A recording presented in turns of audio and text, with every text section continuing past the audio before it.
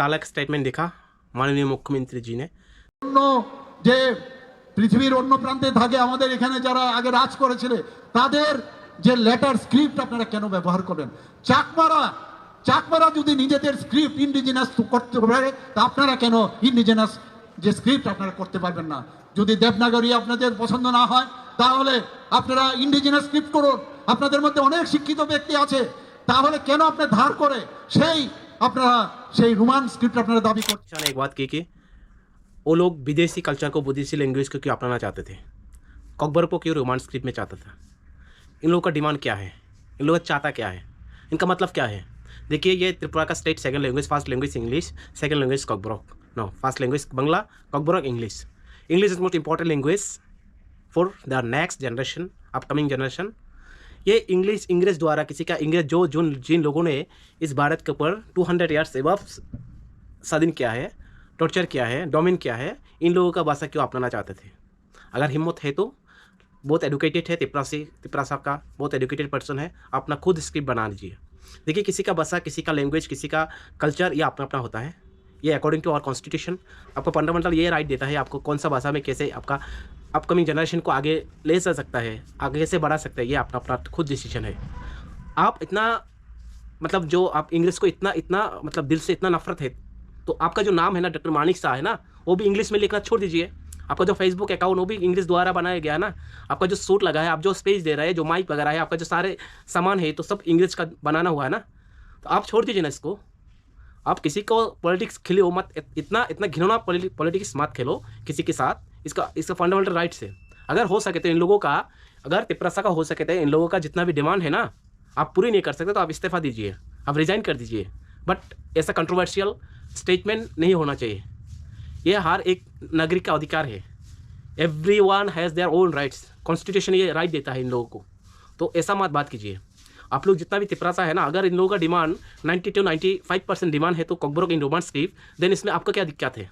तो आपका इतना दिक्कत है तो अपना ओन लैंग्वेज क्या है? बंगला। अगर मान लीजिए मेरा मदर टंग बंगला है, किसी ने बोला आपका बंगला जो भाषा है इसको छोड़ना पड़ेगा, आप उर्दू से ट्रांसफर करना पड़ेगा, उर्दू से लिखना पड़ेगा, उर्दू से पढ़ना, मतलब टोटली डिफरेंट कल्चर से पढ़ना होगा।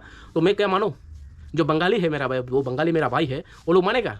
ये नहीं मानेगा। इसकी बदौलत देखिए, वेस्ट पाकिस्तान और पूर्व पाकिस्तान है ना, अभी जो फिलहाल बांग्लादेश है, बांग्लादेश और पाकिस्तान आपस में बढ़ चुका है। किस मुद्दे पर? एक मुद्दे पर, सिर्फ एक ही मुद्दा है, वो है भाषा को लेकर।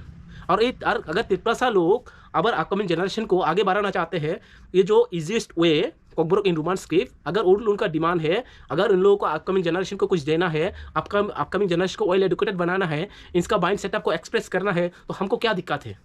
अगर कई बंदा आके आप मुझे बोल दीजिए अपना जो बांग्ला है, आपका जो भाषा बांग्ला है, इसको छोड़ के आप दूसरा भाषा अपनाना होगा, जैसे कोई इंग्लिश अपनाना होगा, हिंदी अपनाना होगा, जैसे बहुत सारी लैंग्वेज है, इसको अपनाना होगा अपना मदर टंग को छोड़कर। हम मानेंगे कभी?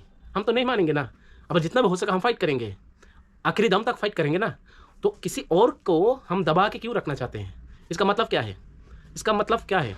अगर चकमा ने अपना स्क्रिप्ट बना लिया है तो बहुत बढ़िया है। अगर उन लोगों ने अगर बना लिया है तो बहुत बढ़िया है, उसमें मुझे कोई दिक्कत नहीं है। आपको भी दिक्कत नहीं होना चाहिए। अगर वो त्रिपुरा लोग अगर चाहते हैं कॉकबर्ग को इन रोमान स्क्रिप्ट, देन आपको क्या प्रॉब्लम है?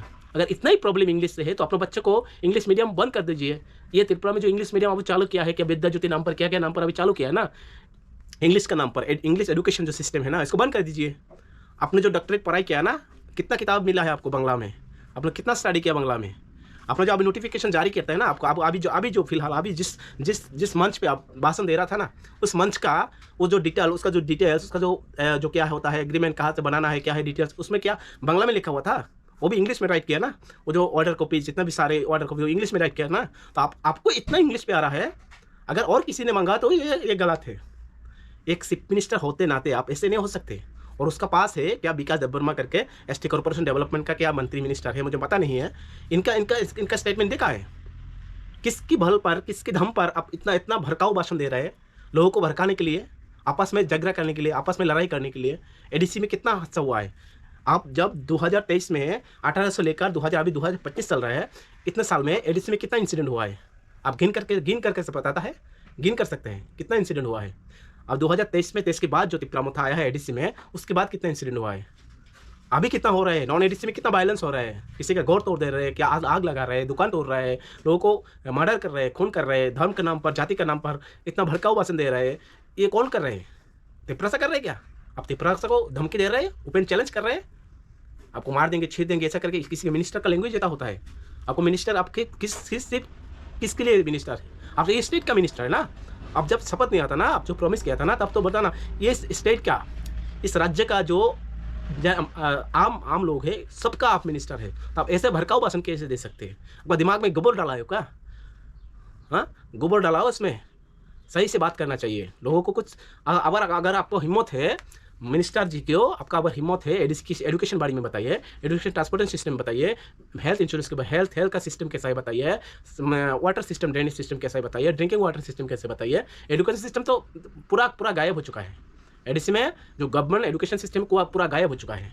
कि डिफिकल्ट है, शर्म आना चाहिए आप लोगों को ऐसे। और जो लोग इस चीज़ को लेकर, हर किसी का फंडामेंटल राइट्स को लेकर पॉलिटिक्स खेल रहे हैं, ये बहुत गंदी चीज़ है। अब सबको अभी चुप नहीं रहना है, प्रोटेस्ट करना है।